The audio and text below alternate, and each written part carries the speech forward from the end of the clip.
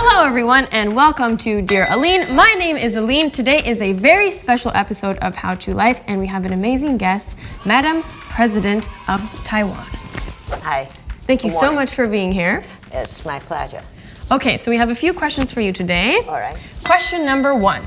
Many women feel a pressure from society to get married and have kids. How do you deal with this pressure and how do you suggest others might deal with it? Because it can be very strong, especially here in Asia. The thinking of the women themselves that count. You don't have to be that mindful of your gender. I mean, after all, in today's society, when you compete, it's all about your ability rather than your gender. So don't be too much bothered by your gender. And I think society, especially here in Taiwan, has developed to such an extent that people would generally look at your ability and your competitiveness rather than your gender. And sometimes gender can help too. I mean, in politics here, perhaps I can use that as an example. Really? The voters would have a preference for women when they think that women are equally, a particular woman is equally competitive, ability and otherwise, then they would give preference to women. So that's why we have 40% of our legislators are women.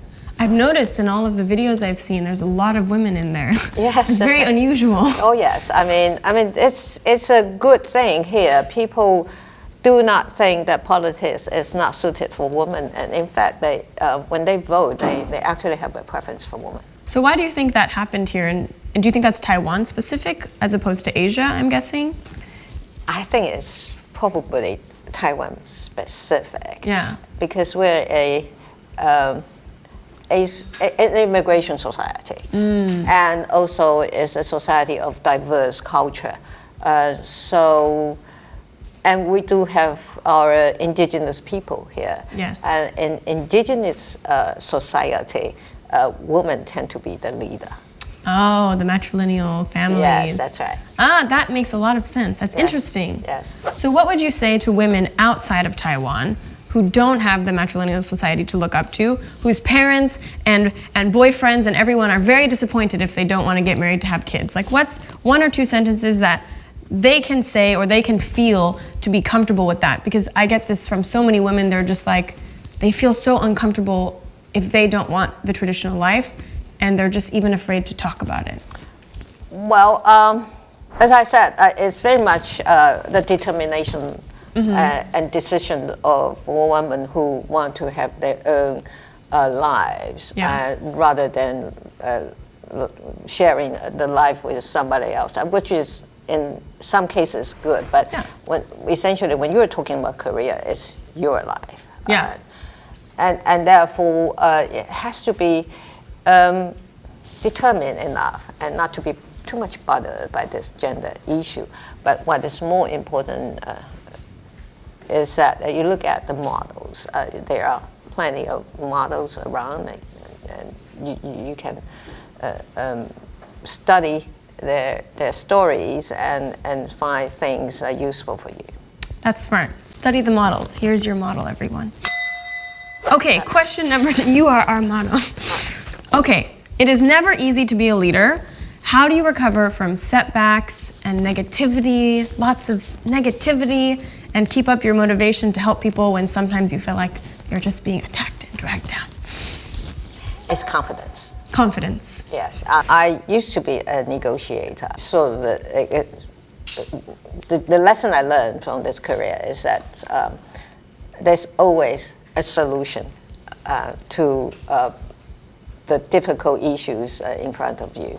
So, but you have to be patient and to be confident, and therefore, eventually, you will have a solution. And what is more important is that you have to go and talk to people, because when you sit in the room thinking about solution, you don't get a solution. Yeah. It's when we're dealing with issues, particularly in a democratic setting, you are all the time faced with people's problems, difficulties. So the solution has to be coming from them rather than from yourself. So you have to talk to them. And quickly, this is not on the list, but how did you build that confidence? So many people struggle with confidence. How did you build this amazing confidence to lead an entire country? Oh, you have to fail several times in order to get that confidence. It's just that when you fail, you don't give up. If you fail, you give up, you will never have that confidence. Amazing, amazing. Okay, question number 3. Oh. You once said, only if you enjoy life can you be a good leader.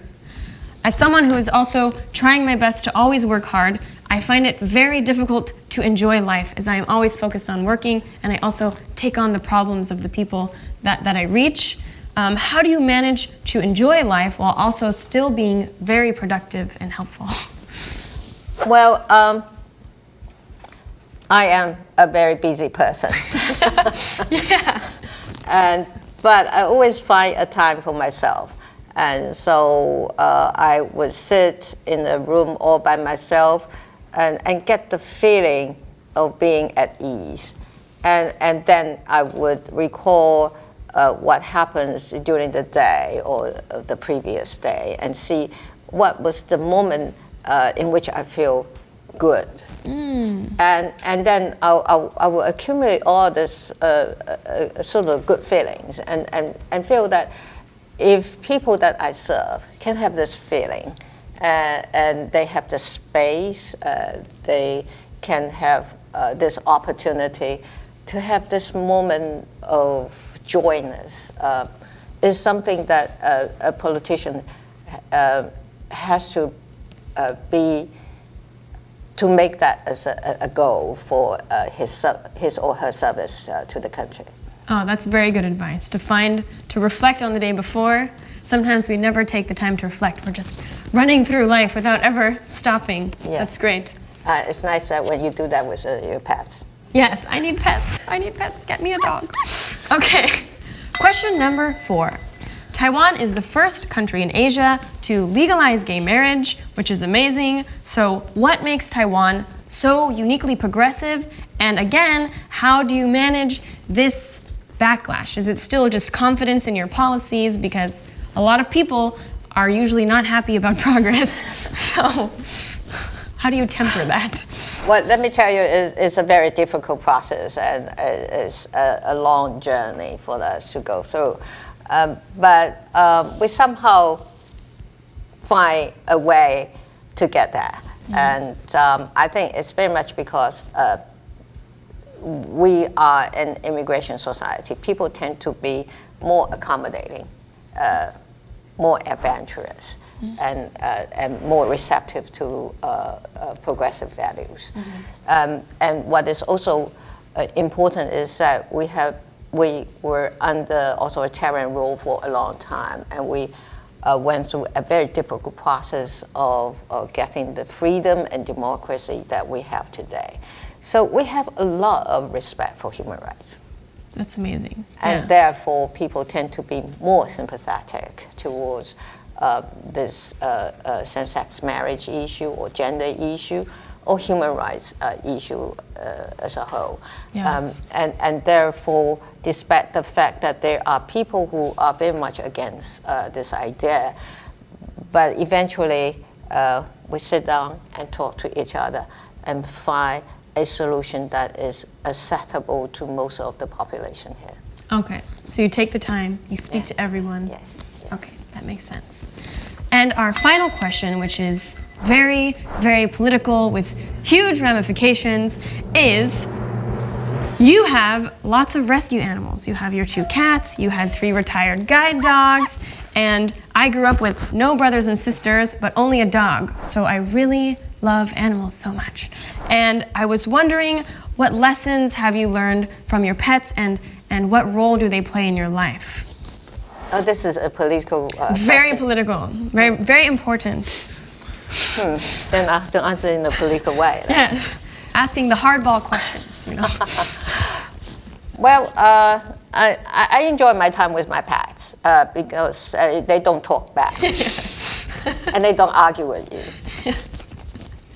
And in my political life, people always want to argue with you, and people working with me always talk back. So I enjoy the time being with them because they're nice. But what I learned from them is that they got feelings too. They got their emotions. And you have to be doubly observant because they don't speak for themselves. And you have to be observant to get their feelings and their emotions and to understand what they want and what sort of help they need. And I also realized that they are only a part of my life, but I mean the whole world to them. Yeah.